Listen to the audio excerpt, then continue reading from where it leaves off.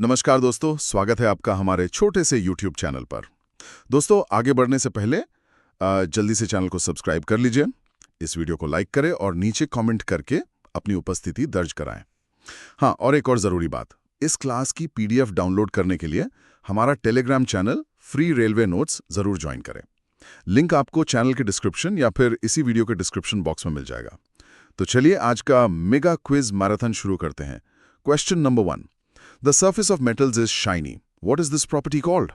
मतलब ये कि धातुओं की सतह जो चमकदार होती है, इस गुण को क्या कहते हैं? ऑप्शंस है ए आघातवर्धिता, बी तन्यता, सी धात्विक चमक यानी मेटालिक लस्टर या डी कठोरता। जी, तो इसका सही जवाब है ऑप्शन सी, धात्विक चमक। देखिए, होता क्या है कि मेटल्स में फ्री इलेक्ट्रॉन्स होते हैं, तो जब उन पर प्रकाश पड़ता है वो उसे रिफ्लेक्ट करते हैं। इसी वजह से उनकी सतह एकदम चमकदार दिखती है और इसी गुण को हम मेटालिक लस्टर कहते हैं। अच्छा, चलिए अगला सवाल। Question number 2। Which of the following metals can be easily cut with a knife? मतलब इनमें से कौन सी धातु है जिसे चाकू से आसानी से काटा जा सकता है?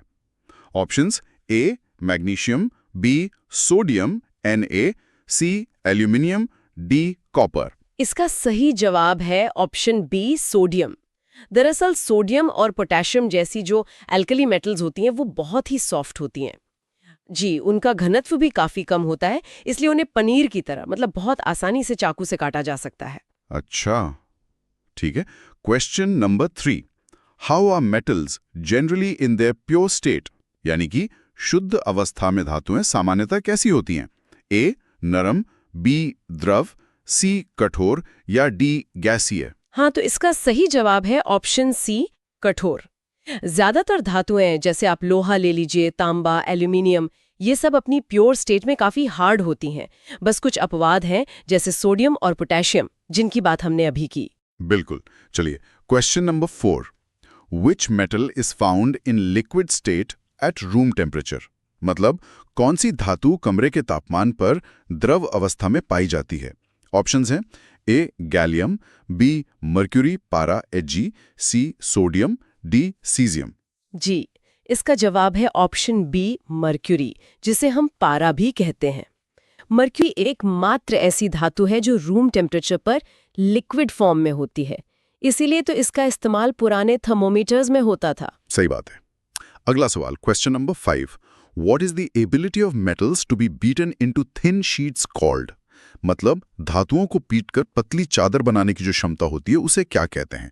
ऑप्शंस ए तन्यता, बी आघातवर्धिता मेलिएबिलिटी, सी ध्वानिक, डी चालकता। ये प्रॉपर्टी कहलाती है ऑप्शन बी, आघातवर्धिता यानी मैलेबिलिटी। मतलब ये वो गुण है जिससे मेटल्स पर हथौड़ा मारने पर वो टूटती नहीं है बल्कि एक पतली चादर में बदल जाती हैं, जैसे एल्यूमिनियम फॉयल होता है। एकदम सही। Question number 6। Which are the most malleable metals?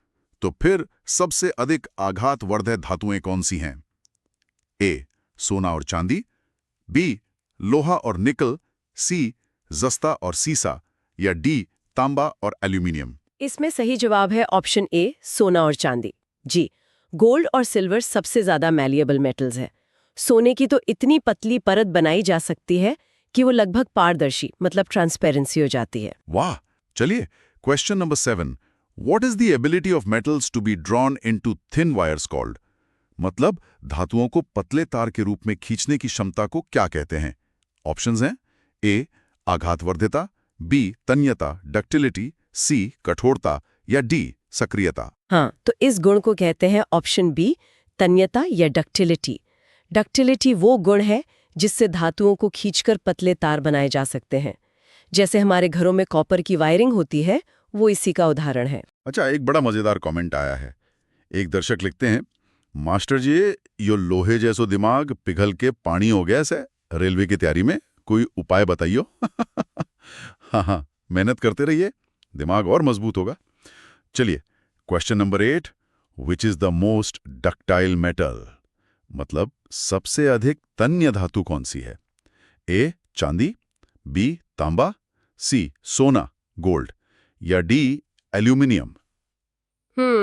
इसका सही जवाब है ऑप्शन सी, सोना। जी, गोल्ड दुनिया की सबसे ज्यादा डक्टाइल मेटल है। इसकी तन्यता बेमिसाल है। अच्छा, तो फिर इसी से जुड़ा अगला सवाल है question number 9। How long a wire can be made from 1 gram of gold? 1 ग्राम सोने से कितना लंबा तार बनाया जा सकता है? ऑप्शंस हैं ए 1 किलोमीटर, बी 2 किलोमीटर, सी 5 किलोमीटर या डी 10 किलोमीटर। इसका सही जवाब है ऑप्शन बी, 2 किलोमीटर। ये गोल्ड की हाई डक्टिलिटी को दिखाता है। आप सोचकर देखिए, सिर्फ 1 ग्राम सोने से लगभग 2 किलोमीटर लंबा तार खींचा जा सकता है। कमाल है। ठीक है, question number 10। Which is the best conductor of heat? ऊष्मा की सबसे अच्छी चालक धातु कौन सी है? ए लेड, बी सिल्वर चांदी, सी मरकरी, डी आयरन। इसका सही जवाब है ऑप्शन बी, सिल्वर यानी चांदी। सिल्वर जो है वो हीट और इलेक्ट्रिसिटी दोनों का ही बेस्ट कंडक्टर है, इसीलिए जो महंगे इलेक्ट्रॉनिक्स होते हैं उनमें इसका इस्तेमाल होता है। अच्छा, और दूसरे नंबर पे तांबा आता है ना? एकदम सही। दोस्तों, 10 सवाल पूरे हो गए हैं। अगर आपको इस मैराथन में मजा आ रहा है तो फटाफट वीडियो को लाइक करें और हाँ, अपने दोस्तों के साथ जरूर शेयर करें जो रेलवे की तैयारी कर रहे हैं। आपकी एनर्जी ही हमारी प्रेरणा है। चलिए, question number 11। Which of the following metals is a poor conductor of heat? मतलब निम्नलिखित में से कौन सी धातु ऊष्मा की कुचालक है? ऑप्शंस हैं ए कॉपर, बी एल्यूमिनियम, सी लेड और मरकरी, डी सिल्वर। जी, इसका सही जवाब है ऑप्शन सी, लेड, पीबी और मर्क्यूरी, एचजी।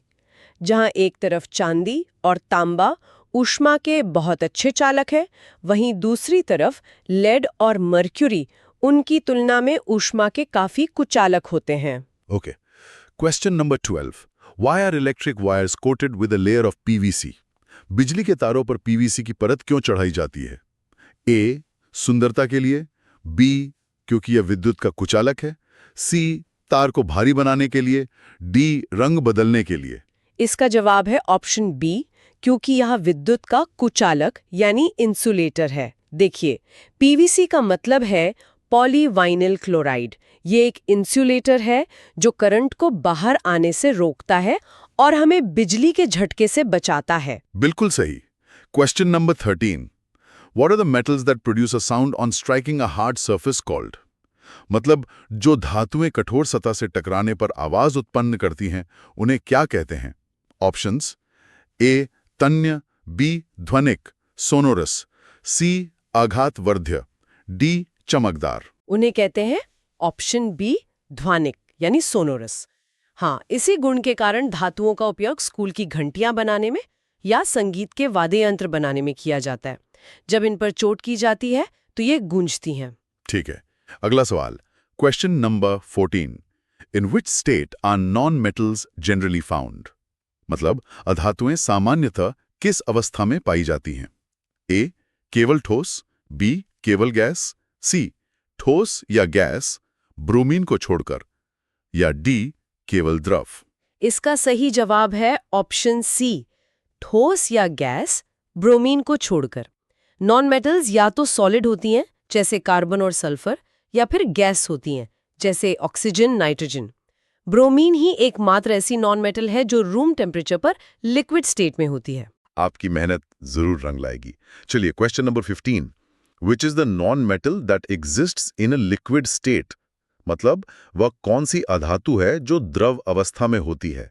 ऑप्शंस हैं A carbon, B bromine, C sulphur, D iodine. जी, जैसा अभी पिछले ही सवाल में बताया, इसका सही जवाब है ऑप्शन बी, ब्रोमीन। ये एक बहुत महत्वपूर्ण अपवाद है। इसे याद रखना चाहिए कि ब्रोमीन एकमात्र अधातु है जो लिक्विड स्टेट में पाई जाती है। बिल्कुल। Question number 16। Which of the following non metals is lustrous? इनमें से कौन सी अधातु चमकदार होती है? A carbon, B iodine, C sulphur, D oxygen. इसका सही जवाब है ऑप्शन बी, आयोडीन। आमतौर पर अधातुएं चमकदार नहीं होती, लेकिन आयोडीन एक एक्सेप्शन है। इसकी सतह में धातुओं जैसी चमक होती है। ठीक है। Question number 17। What are the different forms of carbon called? Carbon के विभिन्न रूपों को क्या कहते हैं? ऑप्शंस ए समावयवी, बी अपरूप यानी एलोट्रोप, सी समस्थानिक या डी अयस्क। उन्हें कहते हैं ऑप्शन बी अपरूप यानी एलोट्रोप। एलोट्रोप्स एक ही तत्व के अलग अलग रूप होते हैं जिनकी फिजिकल प्रॉपर्टीज मतलब भौतिक गुण अलग अलग होते हैं। जैसे हीरा और ग्रेफाइट दोनों ही कार्बन के एलोट्रोप्स हैं, पर देखिए कितने अलग हैं। सही बात है। तो अगला सवाल इसी से जुड़ा है, question number 18। What is the hardest substance in nature? प्रकृति का सबसे कठोर पदार्थ कौन सा है? ए ग्रेफाइट, बी लोहा, सी हीरा डायमंड या डी टंगस्टन? इसका सही जवाब है ऑप्शन सी हीरा यानी डायमंड। हीरा, जो कि कार्बन का ही एक एलोट्रोप है, पृथ्वी पर पाया जाने वाला सबसे कठोर प्राकृतिक पदार्थ है और इसका गलनांक भी बहुत ज्यादा होता है। Okay, question number 19। The non metal which is a conductor of electricity is, मतलब वह आधातु जो विद्युत की सुचालक है वो कौन सी है? ए हीरा, बी ग्रेफाइट, सी सल्फर या डी आयोडीन? हाँ, तो ये एक और मजेदार अपवाद है। इसका सही जवाब है ऑप्शन बी ग्रेफाइट। देखिए, हीरा तो विद्युत का कुचालक है, लेकिन ग्रेफाइट, जो कार्बन का ही दूसरा एलोट्रोप है, उसमें फ्री इलेक्ट्रॉन होने के कारण वो विद्युत का सुचालक होता है। अच्छा, पेंसिल की लेड भी तो इसी से बनती है? जी बिल्कुल। ठीक है। Question number 20। Which metals have such a low melting point that they melt when placed on the palm? किन धातुओं का गलनांक इतना कम होता है कि वे हथेली पर रखते ही पिघल जाती हैं? ए सोडियम और पोटेशियम, बी गैलियम और सीजियम, सी लेड और जिंक, डी मैग्नीशियम और कैल्शियम? इसका सही जवाब है ऑप्शन बी गैलियम और सीजियम। गैलियम और सीजियम का जो मेल्टिंग पॉइंट है वो बहुत ही कम होता है, लगभग 30 डिग्री सेल्सियस, और हमारे शरीर का तापमान इससे ज्यादा होता है, इसलिए ये हथेली की गर्मी से ही पिघल जाते हैं। बहुत बढ़िया। 20 सवाल हो चुके हैं। हमें कमेंट्स में बताएं कि आपके कितने जवाब सही हुए, और अगर अभी तक चैनल को सब्सक्राइब नहीं किया है तो जल्दी से कर लीजिए ताकि कोई भी क्लास मिस ना हो। चलिए, question number 21। Alkali metals like lithium, sodium, potassium are so soft that they can be, मतलब क्षारीय धातुएं इतनी मुलायम होती हैं कि उन्हें ए हाथ से तोड़ा जा सकता है, बी चाकू से काटा जा सकता है, सी पिघलाया नहीं जा सकता या डी तार नहीं बनाया जा सकता। जी, जैसा हमने पहले भी डिस्कस किया था, इसका सही जवाब है ऑप्शन बी चाकू से काटा जा सकता है। ये एल्कली मेटल्स बहुत सॉफ्ट होती हैं और इन्हें आसानी से नाइफ से कट किया जा सकता है। एक दोस्त लिख रहे हैं, सर इतनी धातुएं याद करते करते मेरा दिमाग ही धातु बन गया है, अब बस हथौड़े की कमी है। हाँ, चलिए अगला सवाल देखते हैं। Question number 22। What kind of oxide do most non-metals form when dissolved in water? अधिकांश अधातुएं पानी में घुलने पर कैसा ऑक्साइड बनाती हैं? ऑप्शंस ए क्षारीय, बी अम्लीय एसिडिक, सी उदासीन या डी उभयधर्मी? इसका सही जवाब है ऑप्शन बी अम्लीय यानी एसिडिक। नॉन मेटालिक ऑक्साइड्स जैसे सल्फर डाइऑक्साइड SO2 या कार्बन डाइऑक्साइड CO2 ये पानी के साथ रिएक्ट करके एसिड बनाते हैं। एसिड रेन का कारण भी यही होता है। अच्छा, तो फिर इसका उल्टा भी सच होगा। Question number 23। What kind of oxide do most metals form when dissolved in water? अधिकांश धातुएं पानी में घुलने पर कैसा ऑक्साइड बनाती हैं? ए अम्लीय, बी क्षारीय बेसिक, सी उदासीन या डी इनमें से कोई नहीं? एकदम सही। इसका जवाब है ऑप्शन बी क्षारीय यानी बेसिक। ये नॉन मेटल्स के ठीक विपरीत हैं। मेटालिक ऑक्साइड्स पानी में घुलकर बेस यानी क्षार बनाते हैं, जैसे सोडियम ऑक्साइड से सोडियम हाइड्रोक्साइड बनता है। समझ गया। Question number 24। What is formed when a magnesium ribbon is burnt in air? Magnesium ribbon को हवा में जलाने पर क्या बनता है? ए मैग्नीशियम कार्बोरेट, बी मैग्नीशियम ऑक्साइड सफेद राख, सी मैग्नीशियम सल्फाइड या डी मैग्नीशियम क्लोराइड? इसका सही जवाब है ऑप्शन बी मैग्नीशियम ऑक्साइड, जो एक सफेद राख होती है। मैग्नीशियम जब हवा की ऑक्सीजन के साथ जलता है तो एक बहुत तेज सफेद रोशनी पैदा होती है और मैग्नीशियम ऑक्साइड का सफेद पाउडर बनता है। ओके, तो फिर question number 25। What is the nature of magnesium oxide? Magnesium oxide की प्रकृति कैसी होती है? ए अम्लीय, बी क्षारीय, सी उदासीन या डी खट्टा? हाँ, तो जैसा हमने प्रश्न 23 में पढ़ा, मैग्नीशियम एक धातु है, इसलिए इसका ऑक्साइड क्षारीय यानी बेसिक प्रकृति का होगा, ऑप्शन बी। सही है। Question number 26. What is the nature of the smoke SO2 obtained on burning sulfur powder? Sulphur powder को जलाने पर जो धुआं यानी SO2 निकलता है, उसकी प्रकृति कैसी होती है? ए क्षारीय, बी अम्लीय, सी उदासीन, डी मीठा। सल्फर एक अधातु है, तो इसका ऑक्साइड सल्फर डाइऑक्साइड SO2 अम्लीय होगा, ऑप्शन बी। इसे पानी में घोलने पर सल्फ्यूरस एसिड बनता है। बिल्कुल। Question number 27. When copper is heated in air, a black layer is formed on it. What is it? Copper यानी तांबे को हवा में गर्म करने पर उस पर एक काले रंग की परत चढ़ जाती है। वो क्या है? Options: A copper sulphate, B copper 2 oxide COU, C copper carbonate, D copper nitrate. वो काले रंग की परत होती है, option B copper 2 oxide COU। जी, तांबा ऑक्सीजन के साथ रिएक्ट करके काले रंग का कॉपर ऑक्साइड बना लेता है। अक्सर पुराने तांबे के बर्तनों पर ये परत दिख जाती है। ठीक है। Question number 28.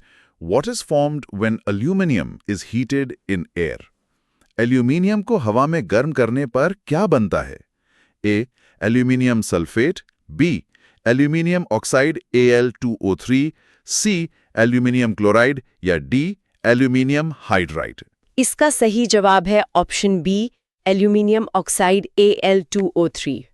एल्यूमिनियम हवा की ऑक्सीजन से रिएक्ट करके अपने ऊपर एल्यूमिनियम ऑक्साइड की एक प्रोटेक्टिव लेयर बना लेता है। ये परत उसे आगे जंग लगने से बचाती है। अच्छा, एक पंजाबी दोस्त ने कमेंट किया है, पाजी रेलवे दी तैयारी ने दिमाग दा फ्यूज उड़ा देता है, कोई नवा ट्रांसफार्मर लगवाना पैना।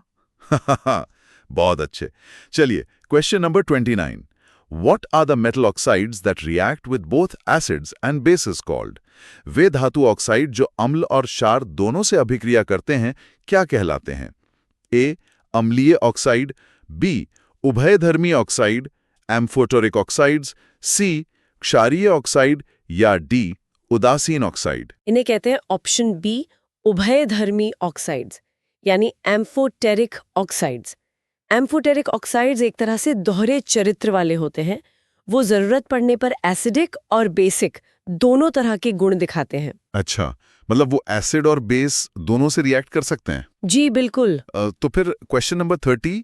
Which of the following is an amphoteric oxide? निम्नलिखित में से कौन सा उभयधर्मी ऑक्साइड है?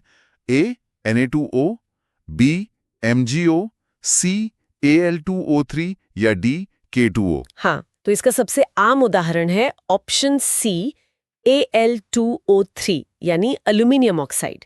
एल्यूमिनियम ऑक्साइड और जिंक ऑक्साइड ये दोनों एम्फोटेरिक ऑक्साइड्स के सबसे अच्छे उदाहरण हैं और ये परीक्षाओं में बहुत पूछे जाते हैं। शानदार, आप लोग बहुत अच्छा कर रहे हैं। 30 सवालों का पड़ाव हमने पार कर लिया है। इस मैराथन को सफल बनाने के लिए वीडियो को शेयर जरूर करें। चलिए, question number 31. What is the nature of zinc oxide? ZnO की प्रकृति कैसी है? ऑप्शंस हैं: ए केवल अम्लीय, बी केवल क्षारीय, सी उभयधर्मी एम्फिटेरिक, डी उदासीन। जी, जैसा अभी बताया, जिंक ऑक्साइड भी एल्यूमिनियम ऑक्साइड की तरह ही एम्फोटेरिक होता है, तो सही जवाब है ऑप्शन सी। ठीक है। Question number 32. What does sodium oxide Na2O form when dissolved in water? Sodium oxide Na2O पानी में घुलकर क्या बनाता है?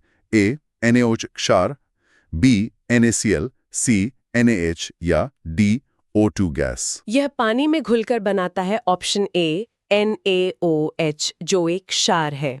ये एक टिपिकल मेटालिक ऑक्साइड रिएक्शन है। ये पानी में घुलकर एक स्ट्रॉन्ग बेस सोडियम हाइड्रोक्साइड बनाता है, जिसे कास्टिक सोडा भी कहते हैं। Okay. Question number 33. What happens when potassium and sodium are kept in the open? Potassium और सोडियम को खुले में रखने पर क्या होता है? ए वे पिघल जाते हैं, बी वे आग पकड़ लेते हैं, सी वे ठंडे हो जाते हैं, डी कोई अभिक्रिया नहीं होती। इसका सही जवाब है ऑप्शन बी वे आग पकड़ लेते हैं। ये धातुएं हवा की नमी और ऑक्सीजन के साथ इतनी तेजी से रिएक्ट करती हैं कि बहुत गर्मी पैदा होती है और वे खुद ब खुद आग पकड़ लेती हैं। इसीलिए इन्हें केरोसिन में रखते हैं। जी बिल्कुल। अगला सवाल शायद यही है। हाँ, question number 34। In what are sodium and potassium immersed to keep them safe? Sodium और पोटेशियम को सुरक्षित रखने के लिए किस में डुबोया जाता है? ए पानी, बी केरोसिन तेल केरोसिन ऑयल, सी पेट्रोल, डी अल्कोहल। सही जवाब है ऑप्शन बी केरोसिन तेल। जैसा कि अभी बात हुई, पानी में तो ये आग पकड़ लेते हैं। केरोसिन ऑयल से ये रिएक्ट नहीं करते, इसीलिए इन्हें हवा और नमी से बचाने के लिए केरोसिन में रखा जाता है। बिल्कुल सही। Question number 35। Which metals at normal temperature are covered with a thin layer of oxide which protects them from further oxidation? कौन सी धातुएं सामान्य ताप पर ऑक्साइड की पतली परत से ढकी रहती हैं जो उन्हें और अधिक ऑक्सीकरण से बचाती हैं? ए सोना और चांदी, B magnesium aluminium zinc, C sodium और पोटेशियम, या डी केवल आयरन। इसका सही जवाब है option B magnesium aluminium zinc. इन धातुओं पर ऑक्साइड की एक पैसिव लेयर बन जाती है जो एक तरह से सुरक्षा कवच का काम करती है और अंदर की धातु को जंग लगने से बचाती है। अच्छा, एक दोस्त का कमेंट है, सर जी केमिस्ट्री के रिएक्शन देख देख के हमारे दिल में भी रिएक्शन हो रहा है। नौकरी कब लगेगी? हाँ, जरूर लगेगी, बस मेहनत करते रहिए। Question number 36। Iron does not burn on heating but what Burns rapidly when throne into the flame? मतलब लोहे को गर्म करने पर वो नहीं जलता, लेकिन लौ में क्या डालने पर वो तेजी से जलता है? ऑप्शंस हैं ए लोहे की छड़, बी लोहे का बुरादा आयरन फाइलिंग्स, सी लोहे की कील और डी लोहे का तार। इसका सही जवाब है ऑप्शन बी लोहे का बुरादा यानी आयरन फाइलिंग्स। इसका कारण है सरफेस एरिया। बुरादे का सरफेस एरिया बहुत ज्यादा होता है जिससे उसे ऑक्सीजन भी ज्यादा मिलती है और वो तेजी से जलने लगता है, जबकि मोटी छड़ नहीं जलती। अच्छा, ये लॉजिक है, ठीक है। Question number 37। Which metals do not react with oxygen even at high temperatures? कौन सी धातुएं उच्च तापमान पर भी ऑक्सीजन के साथ अभिक्रिया नहीं करती? ए लोहा और जस्ता, बी चांदी और सोना, सी एल्यूमिनियम और कॉपर, डी मैग्नीशियम और लेड। ये है ऑप्शन बी चांदी और सोना, AgNAu। सोना और चांदी बहुत ही कम रिएक्टिव धातुएं हैं। इन्हें नोबल मेटल्स भी कहते हैं। इसीलिए ये आसानी से ऑक्सीडाइज नहीं होती और हमेशा चमकती रहती हैं। ठीक है। Question number 38। What is the process of forming a thick oxide layer on aluminium called? Aluminium पर ऑक्साइड की मोटी परत बनाने की प्रक्रिया को क्या कहते हैं? ए गैल्वनीकरण, बी एनोडीकरण एनोडाइजिंग, सी मिश्र धातु बनाना, डी भर्जन। इस प्रक्रिया को कहते हैं ऑप्शन बी एनोडीकरण यानी एनोडाइजिंग। एनोडाइजिंग एक इलेक्ट्रोकेमिकल प्रोसेस है जिससे एल्यूमिनियम पर ऑक्साइड की एक मोटी और मजबूत परत जानबूझकर बनाई जाती है ताकि उसे जंग से बचाया जा सके और उसे रंगा भी जा सके। जी हाँ। तो फिर question number 39। In anodising what is the anode made of? एनोडीकरण में एनोड किसका बना होता है? ए कार्बन, बी साफ एल्यूमिनियम का, सी लोहे का, या डी ग्रेफाइट का। इसका सही जवाब है ऑप्शन बी साफ एल्यूमिनियम का। जिस एल्यूमिनियम की वस्तु पर परत चढ़ानी होती है उसी को एनोड बनाया जाता है। ठीक है, चलिए question number 40। Which gas is produced when metals react with water? जल के साथ धातुओं की अभिक्रिया से कौन सी गैस उत्पन्न होती है? A oxygen, B nitrogen, C hydrogen, H2 या डी क्लोरीन। इसका सही जवाब है ऑप्शन सी हाइड्रोजन गैस। ये एक सामान्य नियम है कि जब एक्टिव मेटल्स पानी से रिएक्ट करती हैं तो वो मेटल हाइड्रोक्साइड और हाइड्रोजन गैस बनाती हैं। 40 प्रश्न पूरे हो गए, आधा सफर तय हो चुका है। आपकी तैयारी कैसी चल रही है हमें कमेंट्स में जरूर बताएं। और हाँ, अगर अभी तक लाइक नहीं किया है तो जल्दी से लाइक बटन दबा दें। चलिए question number 41। Which metals react violently with cold water? कौन सी धातुएं ठंडे पानी के साथ हिंसक अभिक्रिया करती हैं?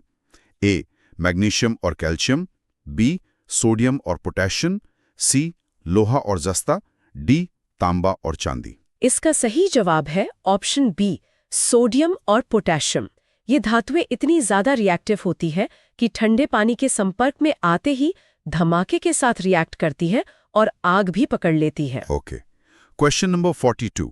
Why does the hydrogen produced in the reaction of sodium and water catch fire?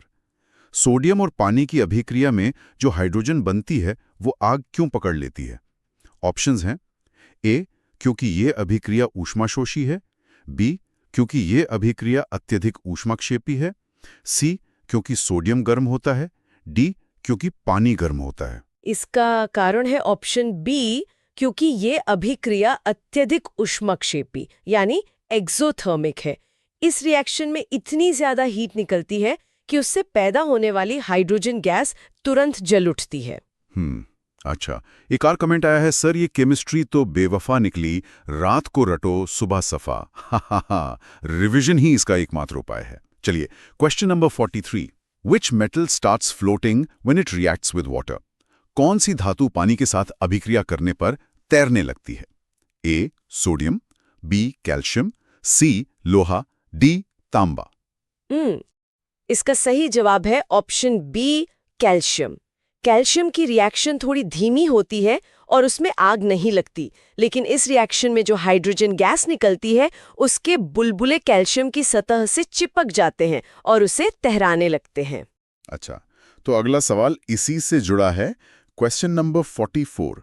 Why does calcium float in water? Calcium पानी में क्यों तैरता है? ए, ये पानी से हल्का है, बी, हाइड्रोजन गैस के बुलबुले धातु की सतह से चिपट जाते हैं, सी, ये ऑक्साइड बनाता है, डी, ये पानी को सोख लेता है। जी, तो जैसा पिछले सवाल में बताया, इसका जवाब है ऑप्शन बी। बनने वाली हाइड्रोजन गैस के बबल्स कैल्शियम की सतह से चिपक जाते हैं और उसे पानी की सतह पर तैराते हैं। ठीक है। Question number 45। Magnesium does not react with cold water, what does it react with? Magnesium ठंडे पानी से अभिक्रिया नहीं करता, ये किससे अभिक्रिया करता है? ए, बर्फ से, बी, गर्म पानी से, सी, केवल भाप से, डी, किसी से नहीं। इसका सही जवाब है ऑप्शन बी, गर्म पानी यानी हॉट वाटर से। मैग्नीशियम कैल्शियम से थोड़ा कम रिएक्टिव है, इसलिए उसे रिएक्ट करने के लिए ज्यादा एनर्जी यानी गर्म पानी की जरूरत होती है। Okay. Question number 46। Magnesium also floats with hot water, what is the reason for this? Magnesium भी गर्म पानी के साथ तैरता है, इसका कारण क्या है? ए, हाइड्रोजन गैस के बुलबुले चिपकना, बी, कम घनत्व, सी, उच्च तापमान, डी, पृष्ठ तनाव। इसका कारण भी कैल्शियम जैसा ही है, ऑप्शन ए, हाइड्रोजन गैस के बुलबुले चिपकना। ठीक है। Question number 47। Which metals react neither with cold water nor with hot water? कौन सी धातुएं न तो ठंडे पानी से और ना ही गर्म पानी से अभिक्रिया करती हैं? ऑप्शंस हैं A, NaK, B, MgCa, C, AlFeZn, D, CuAg। इसका सही जवाब है option C, AlFeZn। Aluminium, iron और जिंक जैसी धातुएं ठंडे या गर्म पानी से रिएक्ट नहीं करती हैं। ये और भी कम रिएक्टिव होती हैं। तो फिर ये किससे करती हैं? Question number 48। With what form of water do aluminium, iron and zinc react? Aluminium, iron और जिंक पानी के किस रूप के साथ अभिक्रिया करते हैं? ए, बर्फ, बी, ठंडा पानी, सी, भाप स्टीम, डी, खारा पानी। ये धातुएं केवल ऑप्शन सी, भाप यानी स्टीम के साथ रिएक्ट करती हैं, जो पानी का सबसे एनर्जेटिक रूप है। ठीक है। Question number 49। Which metals do not react even with steam? कौन सी धातुएं भाप के साथ भी अभिक्रिया नहीं करती? A, FeZn, B, Al, C, lead, copper, silver, gold, D, Na। इसका सही जवाब है option C, lead, copper, silver, gold. ये धातुएं रिएक्टिविटी सीरीज में काफी नीचे आती हैं और पानी के किसी भी रूप से, यहाँ तक कि भाप से भी रिएक्ट नहीं करती। एक दर्शक ने लिखा है, सर जी, जिस स्पीड से आप पढ़ा रहे हैं लगता है लोको पायलट की ट्रेन हम ही चलाएंगे। बिल्कुल यही जोश चाहिए। Question number 50। What do metals form bye reacting with dilute acid? धातुएं तनु अम्ल के साथ अभिक्रिया करके क्या बनाती हैं? ए, लवण प्लस पानी, बी, लवण प्लस हाइड्रोजन गैस, सी, ऑक्साइड प्लस पानी, डी, केवल लवण। इसका सही जवाब है ऑप्शन बी, लवण और हाइड्रोजन गैस। जब कोई धातु डाइल्यूट एसिड से रिएक्ट करती है तो वो एसिड में से हाइड्रोजन को डिस्प्लेस करके सॉल्ट यानी लवण और हाइड्रोजन गैस बनाती है। 50 का आंकड़ा पार, बहुत अच्छे। अगर आप यहाँ तक पहुँच गए हैं तो एक लाइक तो बनता है। और हाँ, चैनल को सब्सक्राइब भी कर लें ताकि कोई क्लास मिस ना हो। चलिए, question number 51। Which metal does not react with dilute hydrochloric acid HCl?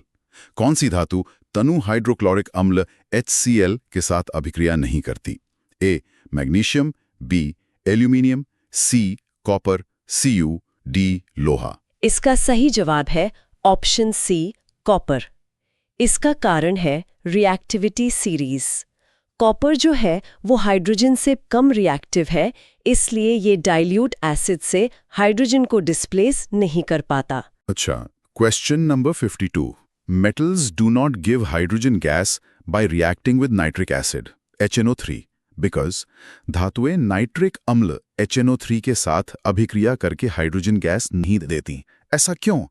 A HNO3 एक दुर्बल अम्ल है, बी HNO3 एक प्रबल ऑक्सीकारक है, सी धातुएं HNO3 में घुलती नहीं हैं, डी यह गैस को ठंडा कर देता है। इसका कारण है ऑप्शन बी, HNO3 एक प्रबल ऑक्सीकारक यानी स्ट्रॉन्ग ऑक्सीडाइजिंग एजेंट है। नाइट्रिक एसिड रिएक्शन में बनी हाइड्रोजन गैस को तुरंत ऑक्सीडाइज करके पानी H2O में बदल देता है और खुद नाइट्रोजन के किसी ऑक्साइड में रिड्यूस हो जाता है। तो हाइड्रोजन गैस बनने के बाद पानी बन जाती है? जी हाँ। अच्छा, तो फिर question number 53। What does HNO3 form by oxidizing hydrogen? HNO3 hydrogen को ऑक्सीकृत करके क्या बना देता है? ए H2 गैस, बी पानी H2O, सी O2 गैस और डी N2 गैस। जैसा अभी बताया, ये उसे ऑप्शन बी पानी H2O में बदल देता है। ठीक है, लेकिन इसमें भी अपवाद हैं। Question number 54। Which two metals give H2 gas by reacting with very dilute HNO3? कौन सी दो धातुएं बहुत तनु HNO3 के साथ अभिक्रिया करके H2 गैस देती हैं? ए कॉपर और जिंक, बी मैग्नीशियम और मैंगनीज, सी लोहा और एल्यूमिनियम, डी सोडियम और पोटेशियम। जी हाँ, अपवाद है। ऑप्शन बी मैग्नीशियम Mg और मैंगनीज Mn। ये दो धातुएं बहुत ही डाइल्यूट नाइट्रिक एसिड के साथ रिएक्ट करके हाइड्रोजन गैस देती हैं, क्योंकि तब HNO3 का ऑक्सीडाइजिंग पावर कम हो जाता है। ठीक है। Question number 55। In which case is the rate of bubble formation fastest in the reaction with dilute HCl? Tanu HCl के साथ अभिक्रिया में बुलबुले बनने की दर सबसे तेज किस में होगी? A iron, B zinc, C magnesium Mg, D copper. सबसे तेज होगी ऑप्शन सी मैग्नीशियम में, क्योंकि दी गई धातुओं में मैग्नीशियम सबसे ज्यादा रिएक्टिव है, इसलिए उसकी रिएक्शन सबसे तेज होगी और हाइड्रोजन के बुलबुले भी सबसे तेजी से बनेंगे। बिल्कुल सही। Question number 56। Aqua regia is a mixture of which two acids? Aqua regia किन दो अम्लों का मिश्रण है? ए सांद्र HCl और सांद्र HNO3, बी तनु HCl और तनु HNO3, सी सांद्र H2SO4 और HCl और डी सांद्र HNO3 और H2SO4। एक्वा रेजिया मिश्रण है ऑप्शन ए सांद्र HCl और सांद्र HNO3 का, मतलब कॉन्सेंट्रेटेड हाइड्रोक्लोरिक एसिड और कॉन्सेंट्रेटेड नाइट्रिक एसिड का एक बहुत शक्तिशाली मिश्रण होता है ये। एक दर्शक का कमेंट है, गुरुजी एक्वा रेजिया तो ठीक है, पर हमारे दिमाग को गलाने के लिए तो रेलवे का सिलेबस ही काफी है। चलिए, question number 57। What is the ratio of HCl and HNO3 in aqua regia? Aqua regia में HCl और HNO3 का अनुपात क्या होता है? ए 1.3, बी 3.1, सी 1.1, डी 2.1। इसका सही अनुपात है ऑप्शन बी 3.1। इसे याद रखिएगा, इसमें 3 हिस्से कॉन्सेंट्रेटेड HCl और 1 हिस्सा कॉन्सेंट्रेटेड HNO3 होता है। ये 3.1 का रेशियो बहुत महत्वपूर्ण है। ठीक है। Question number 58। Which liquid can dissolve gold and platinum? कौन सा द्रव सोने और प्लैटिनम को गला सकता है? ए सांद्र सल्फ्यूरिक अम्ल, बी एक्वा रेजिया, सी सांद्र नाइट्रिक अम्ल, डी सांद्र हाइड्रोक्लोरिक अम्ल। इसका जवाब है ऑप्शन बी एक्वा रेजिया। कोई भी अकेला एसिड सोने को नहीं गला सकता, लेकिन एक्वेरिजिया इतना करोसिव होता है कि ये गोल्ड और प्लैटिनम जैसी नोबल मेटल्स को भी अपने अंदर डिसॉल्व कर सकता है। इसीलिए इसका नाम खास है। Question number 59। What is aqua regia called in Latin? Aqua regia को लैटिन भाषा में क्या कहा जाता है? ए शाही पानी, रॉयल वाटर, बी जादुई पानी, सी मजबूत पानी, डी अम्लीय पानी।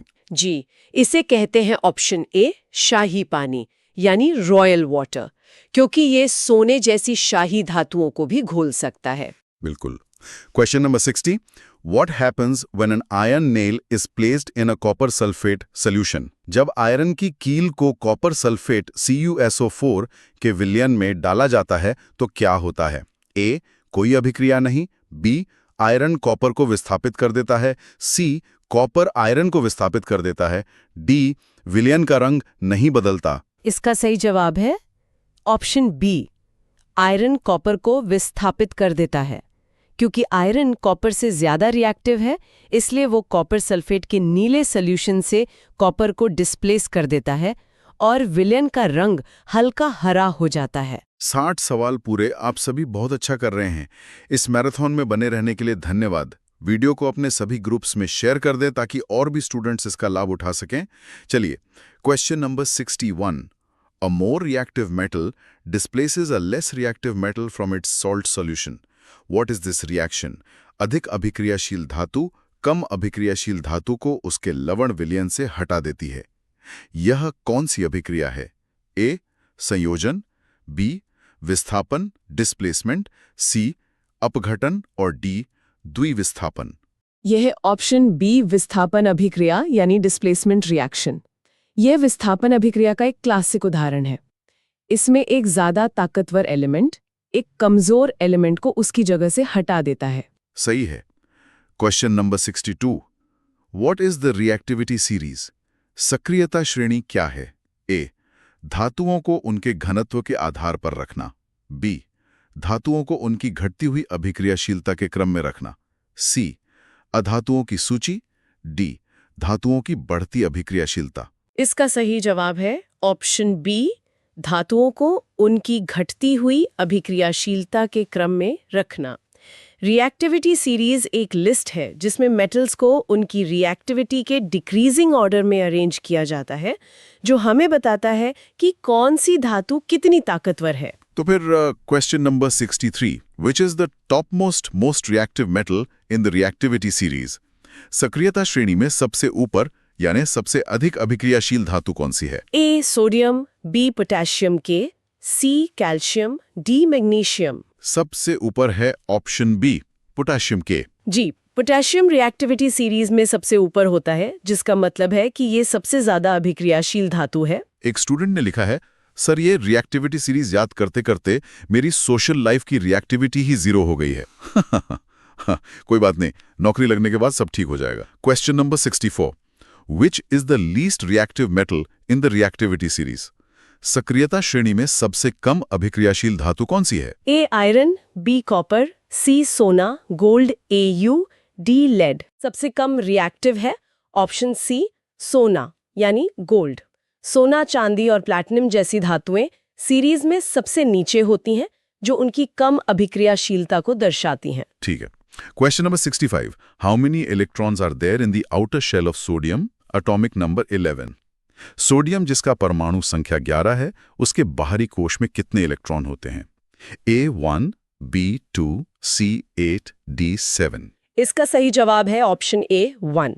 सोडियम का इलेक्ट्रॉनिक कॉन्फ़िगरेशन होता है 281, तो इसके आउटर मोस्ट शेल में 1 इलेक्ट्रॉन होता है, जिसे ये आसानी से दान कर देता है। Okay. Question number 66। How many electrons are there in the outer shell of chlorine? Atomic number 17। Chlorine परमाणु संख्या 17 के बाहरी कोश में कितने इलेक्ट्रॉन होते हैं? A1, B7, C8, D2। इसका सही जवाब है ऑप्शन बी 7। क्लोरीन का कॉन्फ़िगरेशन है 287, तो इसके आउटर मोस्ट शेल में 7 इलेक्ट्रॉन्स होते हैं। इसे अपना ऑक्टेट पूरा करने के लिए सिर्फ 1 इलेक्ट्रॉन चाहिए। तो एक देता है, दूसरा लेता है। जी। Question number 67। What do metals form by losing electrons? धातुएं इलेक्ट्रॉन त्याग कर क्या बनाती हैं? ए ऋणायन, बी धनायन, सी उदासीन परमाणु, डी अणु। इलेक्ट्रॉन लूज करके वो बनाती हैं ऑप्शन बी धनायन यानी कैटायन। धातुएं अपने बाहरी कोश से इलेक्ट्रॉन लूज करके पॉजिटिव चार्ज वाले आयंस बनाती हैं जिन्हें कैटायंस कहते हैं। और इसका उल्टा, question number 68, what do non metals form by gaining electrons? अधातुएं इलेक्ट्रॉन ग्रहण कर क्या बनाती हैं? ए धनायन, बी ऋणायन, सी समस्थानिक, डी धातु। इलेक्ट्रॉन गेन करके वो बनाती हैं ऑप्शन बी ऋणायन यानी एनायन। अधातुएं अपना ऑक्टेट पूरा करने के लिए इलेक्ट्रॉन्स गेन करती हैं और नेगेटिव चार्ज वाले आयंस बनाती हैं जिन्हें एनायंस कहते हैं। तो इसी से बनता है question number 69, what kind of bond is formed between sodium and chlorine? Sodium और क्लोरीन के बीच कैसा बंध बनता है? ए सहसंयोजक, बी आयनिक आयोनिक, सी धात्विक, डी हाइड्रोजन। इनके बीच बनता है option B ionic bond. Sodium एक इलेक्ट्रॉन डोनेट करता है और कैटायन बनता है और क्लोरीन उसे एक्सेप्ट करके एनायन बनता है। इलेक्ट्रॉन्स के इस ट्रांसफर से आयनिक बॉन्ड बनता है जिसे हम नमक NaCl के रूप में जानते हैं। बिल्कुल। Question number 70, compounds formed by the transfer of electrons from a metal to a non metal are called. धातु से अधातु में इलेक्ट्रॉनों के स्थानांतरण से बने यौगिकों को क्या कहते हैं? ए सहसंयोजक यौगिक, बी आयोनिक या वैद्युत संयोजक यौगिक, सी कार्बनिक यौगिक, डी उपसह संयोजक यौगिक। इन्हें कहते हैं ऑप्शन बी आयनिक या वैद्युत संयोजक यौगिक। जब मेटल इलेक्ट्रॉन डोनेट करता है और नॉन मेटल एक्सेप्ट करता है तो कैटायन और एनायन के बीच जो बॉन्ड बनता है उसे आयनिक बॉन्ड कहते हैं और कंपाउंड को आयनिक कंपाउंड। 70 सवाल हो गए, हम अंत के करीब हैं। अपना जोश बनाए रखिए, वीडियो को लाइक और शेयर करना ना भूलें। बस 10 सवाल और।